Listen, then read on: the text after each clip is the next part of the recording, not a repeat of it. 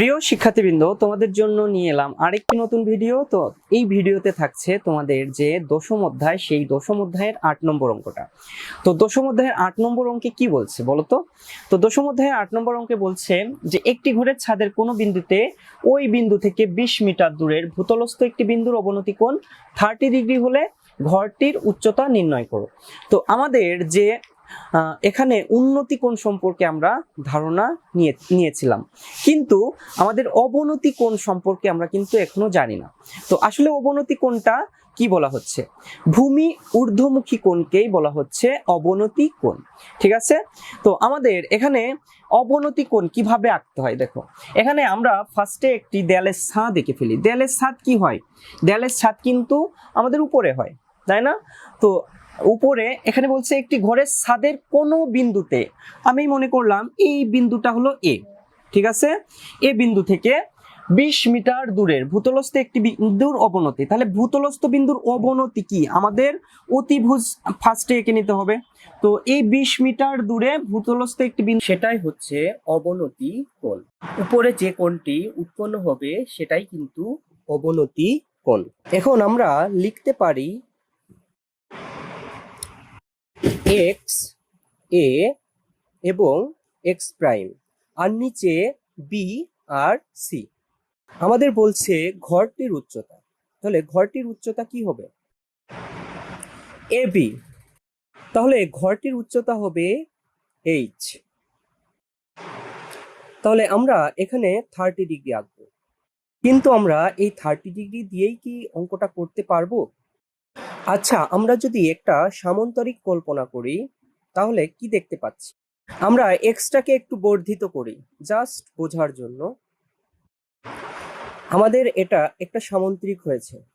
সামান্তরিকের আমরা জানি যে বিপরীত কোণগুলো পরস্পর সমান। সামান্তরিকের এই বাহু আর এই বাহুটা সমান হয়, মানে এই কোণটা আর এই কোণটা কিন্তু সমান। তাহলে আমরা এখানেও 30 ডিগ্রি লিখে নিতে পারি।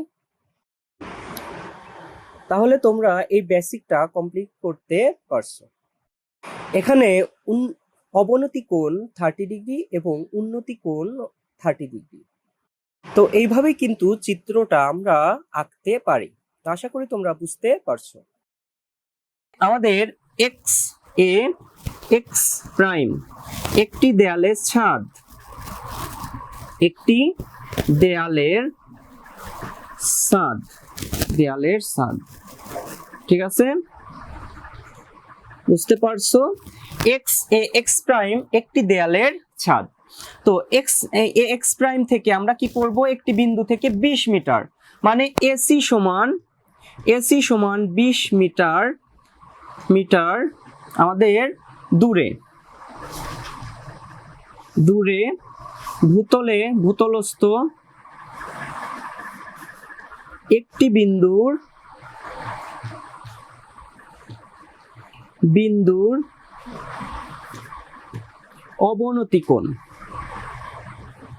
অবনতি কোণ কত হবে বলতো? আমাদের এক্স এ সি, আমাদের কি হবে? এক্স এ সি সমান 30 ডিগ্রি। তাহলে আমরা এবার একটু চেঞ্জ করে নেই, আমরা একটু লিখে ফেলি এ বি সমান এইচ মিটার। যেহেতু এ বি সমান এইচ মিটার হয়ে গেল, তাহলে আমরা এখান থেকে লিখে ফেলি এক্স এ সি সমান এ সি বি সমান কি 30 ডিগ্রি। তারা কি একে অপরের একান্তর কোণ। তারা একে অপরের কি কোণ? একান্তর কোণ। তো তুমি ব্র্যাকেটে এখানে লিখে দিতে পারো একান্তর কোণ বলে, একান্তর কোণ। ঠিক আছে? একান্তর কোণ। এখন আমাদের কি হচ্ছে? এক্স এ সমান্তরাল আমরা কি লিখতে পারি? বিসি। ঠিক আছে? এক্স এ সমান্তরাল বিসি, সেহেতু আমাদের এই দুই বাহু সমান হবে। ঠিক আছে? এটা আমাদের ভূমি। ঠিক আছে? এটাও আমাদের কি ভূমি হয়ে যাবে। তাহলে আমরা এখানে কি লিখতে পারি? এ সি বি সমান থিটা সমান 30 ডিগ্রি। ঠিক আছে? আশা করি তোমরা খুব ভালো করে এইটুকু বুঝতে পারছো। এখন আমরা কি নিয়ে কাজ করব? আমাদের বলছে যে ঘরটির উচ্চতা নির্ণয় করো, মানে এইচ এর মান আমাদের নির্ণয় করতে হবে। এখানে অতিভুজের মান দেয়া আছে, যেহেতু অতিভুজের মান দেয়া আছে আর আমাদের উচ্চতার মানও দেয়া আছে, তাহলে আবার সেই সাইনেই চলে যেতে হবে। কারণ কি বলতো, সাগরে লবণ অনেক, লম্ব বাই অতিভুজ, ঠিক আছে? তো আশা করি তোমরা এই ফর্মুলাটুকু বুঝতে পারছো। তাহলে আমরা লিখি ত্রিভুজ এ বি সি এ। আমরা এ বি সি এ কি লিখতে পারি? আচ্ছা, এইটুকু আমি মুছে দিলাম, ঠিক আছে, তোমরা তুলে নিও। A C B A sign আমরা কি লিখবো? আমাদের এ সি বি সমান সাগরের লবণ, লম্বের মান কত? এ বি বাই আমাদের এ সি, ঠিক আছে? তাহলে সাইন এখানে কত ডিগ্রি? 30 ডিগ্রি সমান এ বি এর মান কত? এ বি এর মান হলো এইচ, এই এসি এর মান কত? 20।